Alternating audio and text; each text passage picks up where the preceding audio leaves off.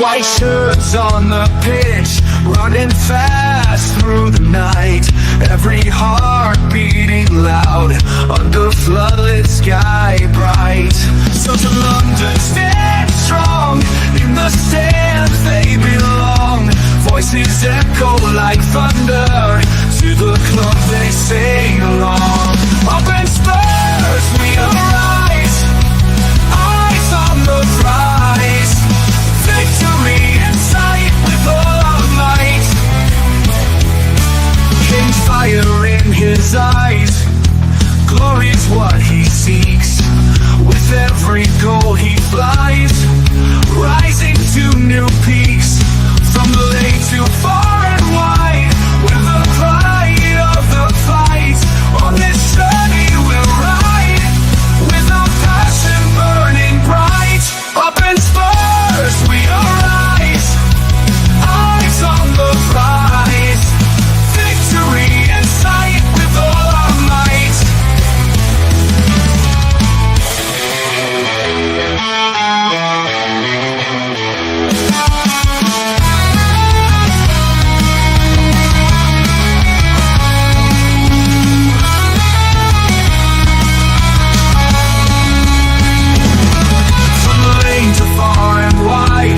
The pride of the fight. On this journey we'll ride, with our passion burning bright. Up in Spurs we arise, eyes on the prize. Victory in sight with all our might. With all our might. With all our might.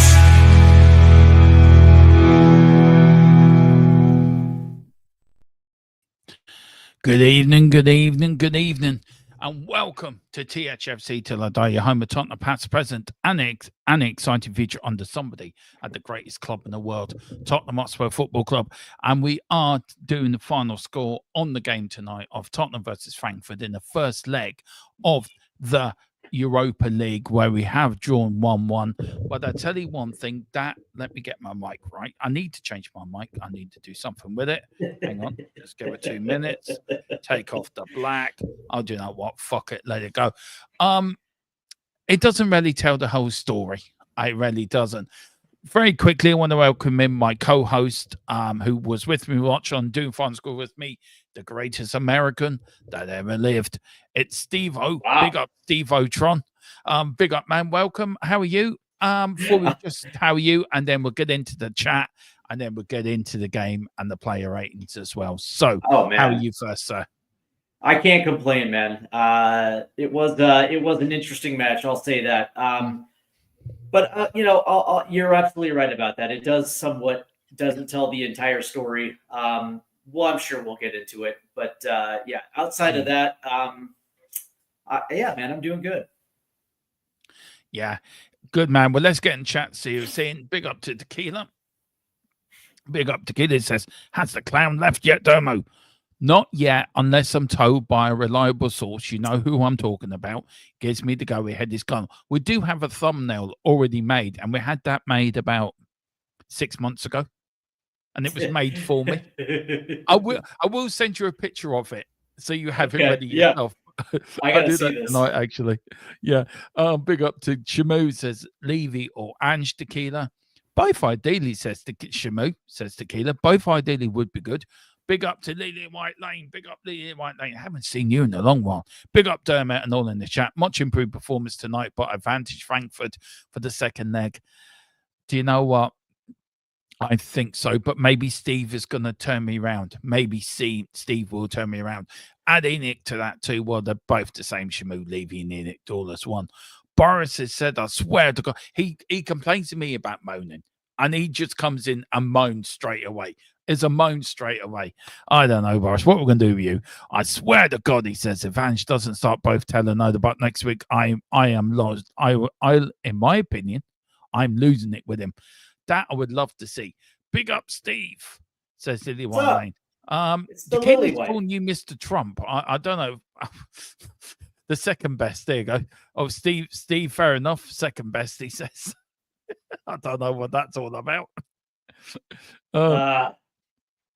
And then we've got thumbnail in National History Museum nowadays. Yeah, it is. It is tequila. It's going to be put up into the American national, to the Irish History Museum. It will be put into the American History Museum as well as an important day in tequila's life. That the day Ange gets sacked. And to be fair to him, he's been pretty consistent with it all the way along. Now, 1-1. It doesn't tell the story, does it, Steve? It doesn't tell the story. Well, in your own words, was that a missed opportunity tonight? I think it was. Oh, without a doubt. Without a doubt. For me, this today's match was, central to the theme of this entire season, which is inconsistency. Where, in the first half, this team starts sluggish, looked very disjointed, but then in the second half, they ratchet up the pressure a little bit, and they actually do create some chances. But still not able to take not able to take those chances, and instead of doing what they needed to do, which is build a nice little comfortable lead for the return leg to Germany, where they can, I wouldn't say necessarily take it a little bit easier, but give themselves some breathing room so they're a little bit more comfortable. But now it's a 1-1 draw, which means they have no choice but to play their best match of the season in that second leg in Germany. To me, this was just this match was just missed opportunities. It was. Let's go through it. Let's go through the first goal. Frankfurt scored. Again, Madison, who done a lot of moaning tonight, by the way, lost it in midfield, and we just seemed to lose our way, didn't we? Yep. Why do you think so? I mean, we started really sluggish, didn't we? We started really badly. Yeah. Why was that? You would have thought at home, European tie, we would have been up for it, would have been champing at the bit. Did the occasion get to the players, do you think, a little bit? I don't necessarily know that. I mean, some of these guys definitely have European experience. But I asked the question in, mid-game about whether or not that game against Southampton and the fact that they came out two guns a-blazing against Southampton, whether or not they recovered enough. The turnaround was what, 3 days? So, we've seen this a little bit this year, especially, in the midst of the injury crisis, the short turnarounds with the players that were available. But now, we have that. But the question for me was whether or not these guys were 100% sharpness or 100% their tanks were full, and whether or not the slow start had something to do with that. But then again, we see the same crew of players come out in the second half and really ratchet up the pressure. So did they start the match with their foot off the pedal? And to me, that boggles my mind, considering this right here this first match here makes or breaks your European run. And the fact that they came out sluggish and disjointed, leads me to a whole host of questions about whether or not they had sharpness in training and some of these other things. It boggled my mind. Look, we had this tonight, didn't we? A bit of breaking news that these Europa matches look to be do or die for Ange. If he gets knocked out, he's sacked, and that's a rumor that my source was hearing. How important was tonight for Ange to get it spot on? And we can go on about the referee, we can go on about missed chances, but how is our transfer window really coming home to roost now? With the amount of chances, if we had no disrespect to Dom Solanke, who I thought worked extremely hard up front tonight and deserved a goal, but if you got an Ivan Toney up there, or you got somebody like that type of striker, we could have been talking about a very different game. 3-1 up, 4-1 up, going in second leg, already 1 foot in the semi-final. But we didn't take our chances. So is our transfer window, is it coming home to roost? I think it is. I think it's without a doubt, big time. Without a doubt. And again, this is the second straight summer transfer window where they did not give Ange Postecoglou not only the experience necessary, but also the squad size. Again, and I keep saying this for those that are curious to know, that in some of Ange Postecoglou's former stops, he had, like, in those league winning seasons, he had squad sizes of 35 or plus, and it was because he likes to heavily rotate, not just in game but also between matches. So if you're cup runs or European runs, things like that, he actually has the much needed squad rotation where he can actually keep certain players fresh. And to your point about Ivan Toney, I'm not necessarily the biggest Ivan Toney guy, but a guy like Victor Gyökeres from Sporting down in Portugal. How about an Evan Nielsen that went to Bournemouth, who was available to us in the summer on top of Adam Solanke? No disrespect to Richarlison, but if you were banking on Richarlison to stay healthy to be a deputy to Solanke, then I got to question whether or not you know how to build a squad. And again, it's no disrespect to Richarlison. That dude just can't stay healthy. And so we go with the entire first half of the season, essentially with Dom Solanke and nobody else behind him until they brought in a Matisse Tell. But that being said, why are you bringing in a Matisse Tell when you actually had the guy from PSG that ended up in Juventus? Kulu. You had Randall Koulibaly who was available. There was the guy who was with Feyenoord, who ended up in AC Milan. Santiago Jimenez was available. There was multiple opportunities to bring in a legit playmaker, and they fumbled the bag. And so you're absolutely right. Imagine actually having an absolute killer coming in as a substitution where you don't have to wait until the 80th minute to bring on Richarlison. You could have popped on somebody in the 60th minute. Yeah. That's the thing that got me tonight. I want to get a few more comments here. Ron Tyler, big up Ron boy. How you doing? He says we need a bloody miracle in the second leg. Look, I get it. I do. No, I get it. We don't do well in intimidated atmospheres. It goes before us.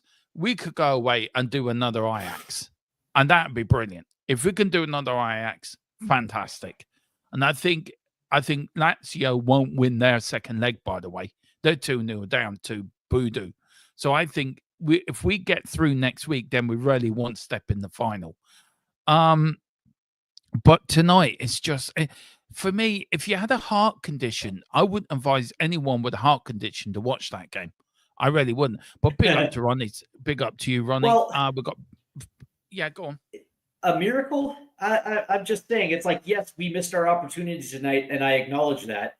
But I totally understand where you're coming from about how we don't travel well in European play. I totally understand that, but we still got to draw. So this thing really is at 0-0. It's not like AZ Alkmaar where we came back down 1 and we absolutely needed to have the game of our lives. Now, granted, it would have been better, but that being said, it could have been better. But that being said, we're not playing from a goal down. We're playing essentially from a 0-0 standpoint. So like that second leg is definitely there for the taking. It is. I agree with you. It is, but I'm looking at it from one point of view, that intimidating atmosphere. How are these players going to react? And if Ange knows that his job's on the line, how is he going to react? Or does he, as a manager, just put it in the back of his head and would just go for it? I mean, how do you set up next week? That's a question. Hold on to your thought for that, because I do want to get onto that. Sure. Big up the Boris. I feel we played wrong players for the match, like Son and Johnson should have come off. Bench Tell and Odegaard. No, we don't know how fit Odegaard was, by the way, because there was a rumor out during the day that he had pulled his hamstring. Suddenly he's on the bench, and we don't know. So we're going to wait to hear from that. And he said also, since Son didn't take on his man at all, when he Tell first come on, he took his man on straight away. I want to ask you a question about Sonny tonight, because I was disappointed with his performance tonight. Is Sonny are we playing Sonny too much? And second, maybe it's the same question, but are we playing Sonny too much? But could we play Sonny in the number 10? Because I said the other day also Brendan Johnson could play in that number 10 role, and I got laughed out of it. But I do believe a number 10 role would actually suit Sonny better than playing on the wing. Well, it would, from the standpoint that Sonny likes to make runs, but he also likes to play a little bit more centrally. The biggest issue is that because Ange likes him hugging the touchline, he literally has to make a run to cut in to get on his preferred right foot. But that being said, I also think keeping him that far out kind of mutes his strengths. But that being said, For me, Sonny, this issue with Sonny isn't just a this year problem. This actually was in the second half of last year when he came back from the Asia Cup, and he came back and he struggled with form at the end of last year, and he's pretty much struggled with form the entire year, and it's to the point now where I question whether or not he can actually give a full 90. And if it's to the point where he can't, then you got to use him. You got to use him in a way where you can take advantage of his strengths. And so, to the point about wrong players, I agree with Sonny, and I've been saying that Sonny hasn't really deserved to be in the starting 11 for a while now. No. And the only reason why we've seen him, I wouldn't say that necessarily. It's I wouldn't the biggest reason why we can't is who's like realistically going to play, who can step in right now and make that impact and eat 60 minutes and still being able to give that energy. I think it's actually Odebear, but now we don't know Odebear's stats. Yeah. So unfortunately, I think we're going to see him. Yeah, and that's true. Big up to Carl. Carl says at the end of the second half, the end of the day, second half, we were good. We were better in the second half. We ended, I think, first 20 minutes, we didn't play well, but I think from the 25th minute onwards, for the rest of the game, we were decent. So unlucky to hit the bar twice, plenty of chances, just didn't finish our dinner. Still confident of the result that second leg. Do you know what, Carl? You know me, I'm Mr. Delusional. I'm delusional, Tron. I'm always backing my team to win. Next Thursday, Steve will have to tie me down somewhere and keep me at calm because I'm going to be bouncing. I will be bouncing like a ball. I think I might be available for that Thursday as well too. So that'd be great. That'd be great if you are. Because I do like doing watch alongs. So we're getting a groove. I like doing I like doing them too. I like doing them too. Yeah, I love doing live streams, and for sure, I'm all about that as well too. Yeah, and look, I love live stream as well, but I love talking football. That's the thing. I do too. Just love talking football. Too. Big up to Patrick Carter. I haven't seen you before, sir. Do hit the like button. Do hit the subscription button, notification bell as well. And if you can, on our sister channel, Full-Time Sports Network, and our American sister channel, Stateside Footy. Stateside Footy. I will get it right. Stateside Footy as well. Do it. So, but welcome here. Welcome to the family. And if you would like, if you do enjoy what we're doing, do grab a membership as well, and then you will be part of the family fully. It's totally agreed that Johnson through the middle. There's a man with a bit of sense. There is a man after my own heart. I said that on the stream yesterday, right? And I got laughed out of it. Totally laughed out of it. Told I was talking bullshit. I was talking rubbish. Didn't know what I was talking about. And there's Patrick coming in. Bang, straight away agrees with Dermatron. Big up to you, Patrick. Do you know why I don't necessarily agree with this? Now, it's not because I don't think Johnson has the ability. It's just we see him on his play as a winger. And he's his not ability, a winger, though. Well, right, but his ability to take his man on 1v1, he doesn't do it. Yeah. Right. And so there's an issue of bravery for you, right? So if he's not a good distributor as a winger, if you move him centrally and you ask him to go 1v1, is he going to have those same characteristics as a number of 10? Because a number 10 is essentially your playmaker, your main distributor. So if there's issues on the wing, how is that going to change? But also, here's the bigger question, right? So let's just say you're thinking about that. What are you going to move? Are you going to move Kulu back to the right side? I don't think so. So sorry. Right. I'm just going to keep you up to it. So big up Patrick as well. I have Angie's press conference is happening as we speak, by the way, guys. Good. So just give you a bit description. Plus the Koglu on the final chance for Van der Ven. Was that it? I want to go back to the start. No, okay. He was asked, Postacoglu's here. So he's asked about Postacoglu on that final chance for Van der Ven. Postacoglu says, I'm resigned to the fact that football gods have got their eyes elsewhere this year. They're obviously busy with other clubs and other managers. So whatever we get, we're going to have to do it without them this year. What a good, and that was actually a question by Ali Go, by the way. That's a great. I will keep you updated. I will keep you updated on Postacoglu. I guess a little frustrated by the result. I thought the performance in general was really good from the boys. Obviously, we conceded early, which was disappointing. It was fair a fair strike from the lad. We responded well. We hit the crossbar 3 times. On another day, we win in that game. There's no reason why we can't go there and play like that in the second leg. So any more for Totally Manchester's agree. press conference, I will bring it up to you. But big up, Patrick. A great point, and I'm glad you agree with the Dermatron. I really like that. Well done. Yeah, now I've lost my mouse. Where's my mouse gone? I found it now.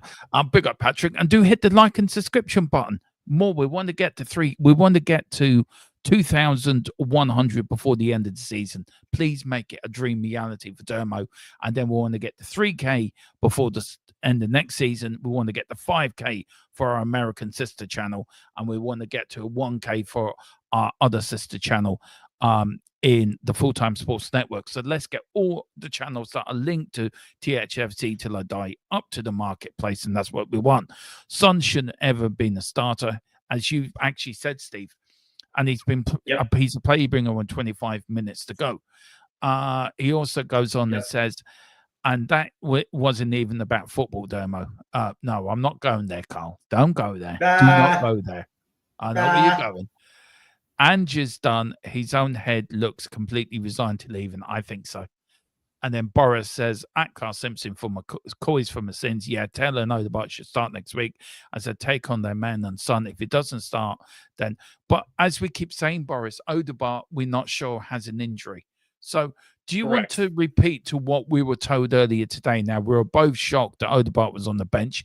He didn't come on. Is that a telling fact that he will have to have this scan? I think he's already had the scan, and I go back to this and I say, listen, and Ange has shown caution when it comes to some of these players. If he thought that Odegaard wasn't good enough to trust, he wouldn't have been there, right? So I would probably assume that there was the scan already happened. It came back with no damage. They probably asked him how he felt, and I'm sure he said he was good enough to do that. But that being said, and shows caution by not bringing him into today's match. That probably was the right move. They want to give him a breather, and maybe we'll see him this weekend. But if not, I would probably assume they're going to give him a couple days just to kind of let that kind of decompress to a point where next week against Frankfurt, the second leg, we probably will see him. But that being said, it's like that was him not even playing today was telling that. I thought Ange showed. I actually thought Ange showed restraint by not putting him in. Yeah, I think so. I do agree. I'm just seeing there's anything more coming from Ange's press conference, and at the moment, not. Well, what I will do, guys, there will be a stream tomorrow. And I will actually tomorrow night we'll go through the press conference, and also there will be a double press conference because we will be doing a pre-record tomorrow night for the press conference on Saturday for the Wolves game. So we are going to cover both press conferences as well. Give me Decky back and we win the second leg. I do. Right, let's get on with the thing that's not going to work. So we're going to have to do that. Now, let's go through our player ratings. I'm gonna do one play. You do another, Steve. So we'll go. If you do disagree with my rating, you can quiz me on it. But let's get this done. I'm gonna give Vicario. I don't know what you think. Well, let's do one player at a time for both of us. I'm gonna give Vicario, I think, a 7 tonight. I think he was solid, commanded his area, and I think he done very well. So for me, he gets a 7. I got him at a 6. Overall, I thought it was fine. But the goal that Frankfurt scored on that essentially on the counterattack, and Ekatike just puts one into the post. I thought Vicario may have been a little bit out of position on that. Granted, I think Vicario saves that 10 times out of 10. I just think on that on that specific play, I think he just got caught out a little. And because of that, I bring him down a little bit. Usually, had he made that save, we're probably talking 7.5, pushing 8. But I think it was that brings it down for a little bit for me. So I'm going to say it was about a 6. Yeah. This is a back four as a whole. I'm going to give them. I'm actually going to give them. I'm going to give a 7 as a whole. I'm going to give Paro a 7.5. I'm going to give Romero 8. I thought he was immense tonight. I really did. I'm going to give Van de Ven an 8 as well because he was immense too.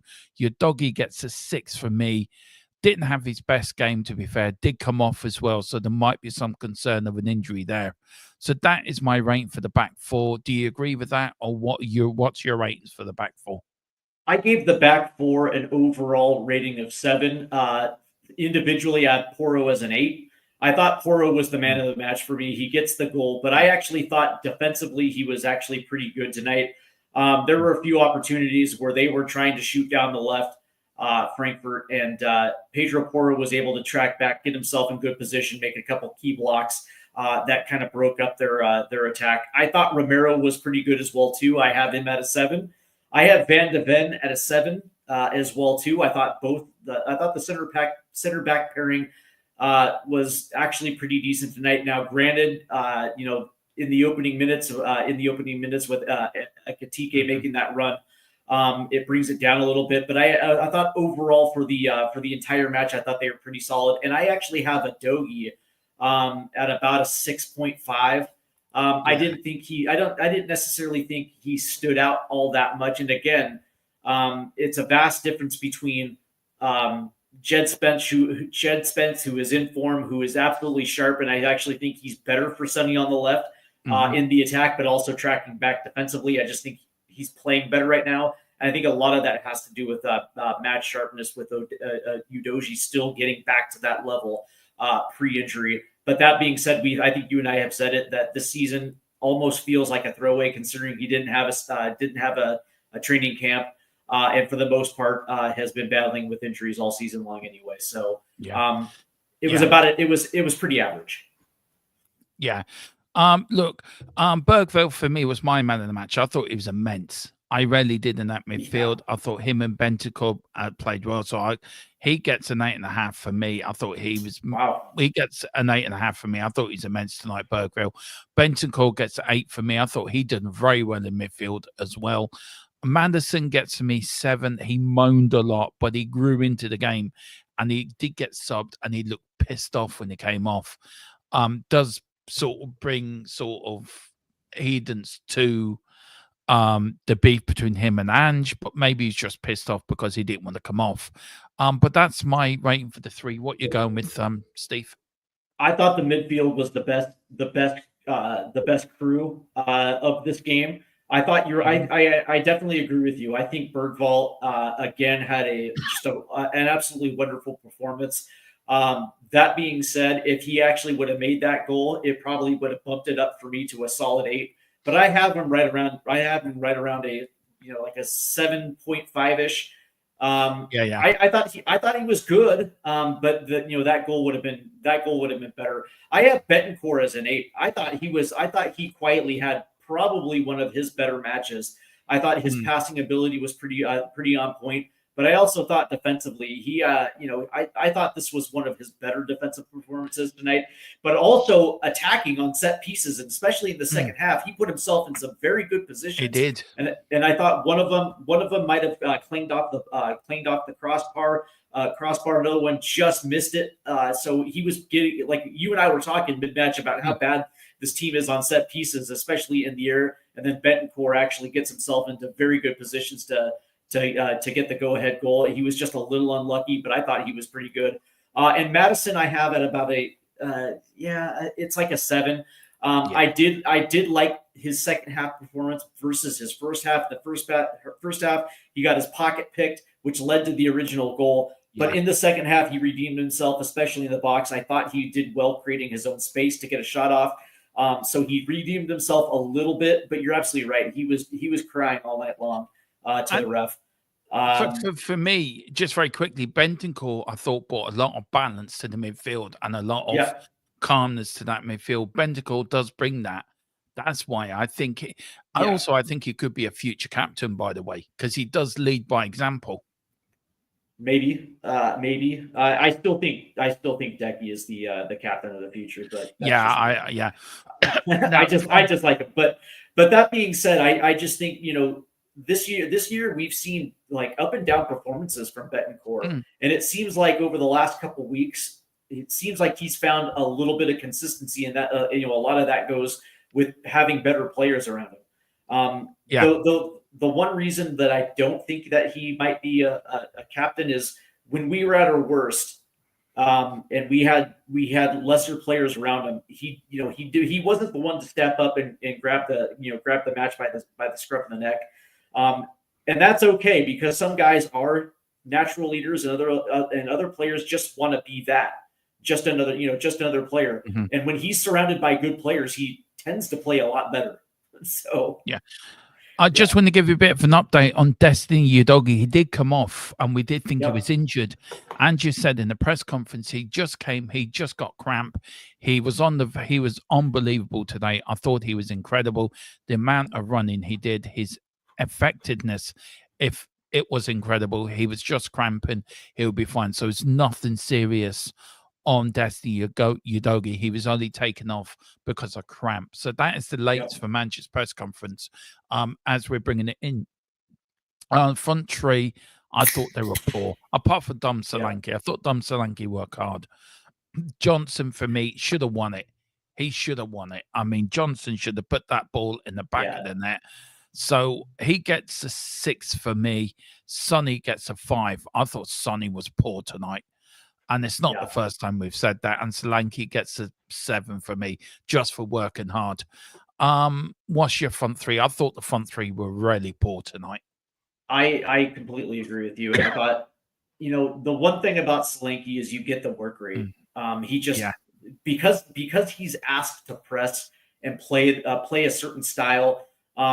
It necessarily takes him out of position where I don't think he's got the legs to continue to press and then make runs, which is why I think they slow things down a bit just so he can get back into position. But that being said, no service into Solanke means Solanke isn't going to be goal dangerous. But with the work rate, I have him at a 6.5. I think that's pretty accurate. He just was not in good positioning tonight to actually make an impact, but he still gave you the work rate, which is something that you have to tip your cap to.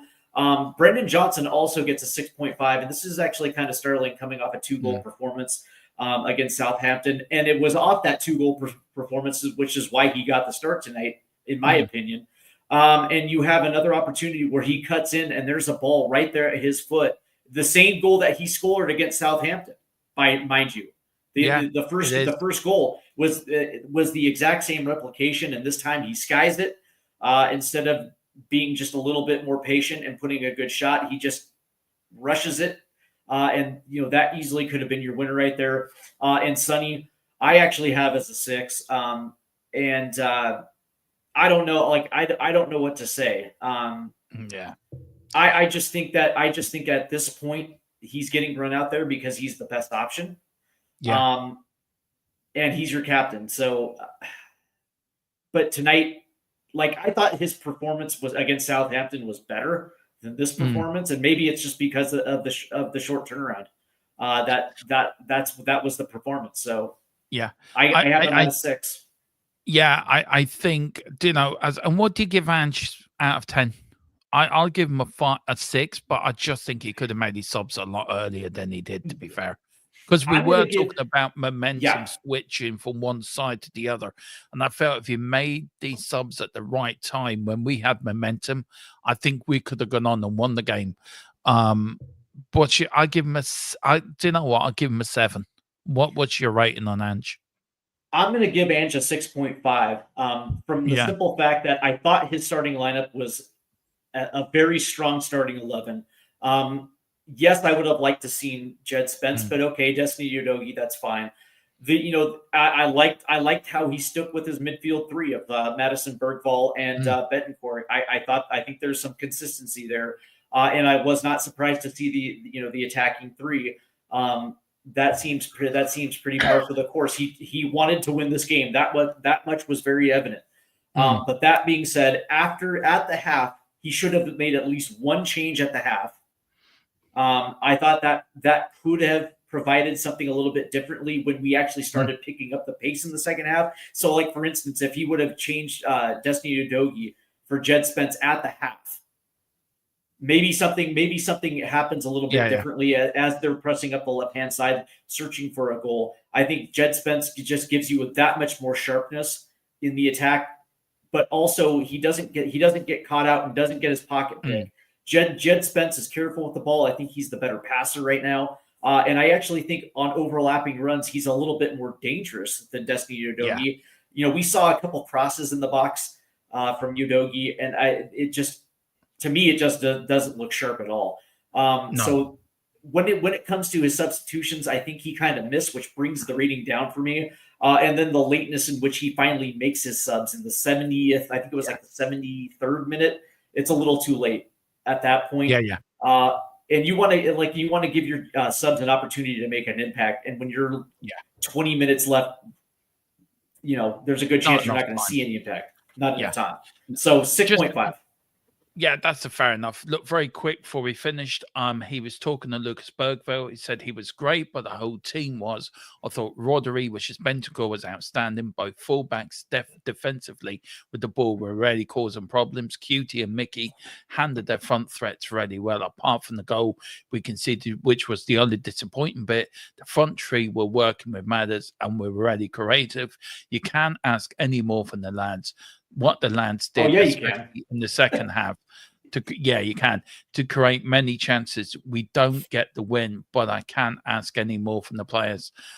I think that's him taking slight deflection away from 100% from the performance. So he's deflecting that, and I think that's good. That's good management in my view. Alex Ferguson was very good at that deflecting. So was Jose Mourinho. Yeah. Till we got old and cranky. Yeah. And clipping managers around the ear like he did in Fenerbahce. Well, that's what you want, right? You want your manager to take the pressure off your players, right? So in a performance like today where it could have been a lot better, I that's what I've always appreciated, Ange. And even in the worst of times, he's still taking heat off his players. That's to me that's a sign of a responsible manager. But that being said, it's like I don't know how he thought Udogie had a good game today. So, but look, we are reaching the 11 o'clock mark. Dermatron needs his dinner. I'm now going to go out and have something to eat. I'm absolutely starving, so I am now going to go and have something to eat, Mr. Tron. Steve, thank you once again for doing this with me. You've been absolutely brilliant. Really have. We're on tomorrow night now. Normally Friday night, I do a political show with Philip on my other political channel. But I think because of the importance of this game, we're going to do a pre-match tomorrow night. Myself, we're going to. I'm going to see if Sam will come and join us as well. Myself, James, and Steve will be on. I'm going to see, can I get Sam to join us? I will text him. We'll get another guest to come on as well. The political show will be probably on Saturday. I think Saturday afternoon we'll do the political show. But 12 o'clock, Steve, we've got our show. Well, it's now our show on your channel. We do it midday. What's the topics for the Saturday 12 o'clock podcast? Well, we are going to talk about the recap of this match and the missed opportunities, but we're also going to talk a little bit about the importance of the second leg and what this match here means for Ange for the second leg. So we're definitely going to talk about that. We're going to preview Wolves because I actually think that could be a trap game as well too. Wolves tend to play very good when they're inspired, so I'm curious to see how everybody feels about that. So that's going down on Saturday. Tomorrow, if you guys are interested, I think I'll be on Spurs Diehards tomorrow with Druzilla and Adrian. Those guys are pretty awesome, so I'll be there. And then Sunday we have the watch along. So that's going to be great. Again. And final score again. So we'll tomorrow be Spurs all weekend. Yeah. So you're right to come on at 8 o'clock tomorrow night on here, yeah? Yes, that'll just be, let me know on that. Yeah, let me know on that. I think it'll be 4 o'clock here. Yeah, so for 100%. Yeah. So join us tomorrow, guys, for the pre-match. Well, it's not really pre-match. It's more of a roundup, really. We want to Yep. go more in depth into the game. We are going to go more in depth as well with the press conference. We're going to cover both press conferences tomorrow night as well. So we're going to go over tonight's press conference, and we are going to go over the press conference for the Wolves game. So we're going to dig into that as well, or maybe mix the match up. We've got, I think next week, sometimes during the Easter weekend, we're going to do something on Big Up. We're going to go over, I'm going to see if Colin can join us as well for this. We're going to go over the tactical of Ange Postecoglou and why Ange Ball isn't working and why hasn't it worked. So we're going to go over that. Of course, we've got the watch along Saturday. We've got our pre-match coming up before the Wolves game. Sunday, we've got the watch along and final score as well. And then Monday, we're all gearing up then for the game on Thursday. So a lot coming up, guys. Thank you, Steve, for joining me tonight. Yep. Thank you. Really enjoyed your company. I do have one last question for you. So what's on the menu tonight for you and Mrs. Derma? What are you guys having for dinner? I think we're having we're having savory mince and mashed potato. Ooh, yes. And she makes the best savory mince in Ireland. Guarantee you to that. But listen, on that bombshell, it does. But listen, thank you all for watching. Do hit the like button. Do hit the subscription button across all channels, across the THFC brand. That is what we are. We're building a dynasty here. But we are back tomorrow at 8. Come on, you Spurs. We are going to win this Europa League. And on we go. See you tomorrow, guys. Have a great evening. Bye-bye. From lanes afar and wide, with the pride of the fight on this journey.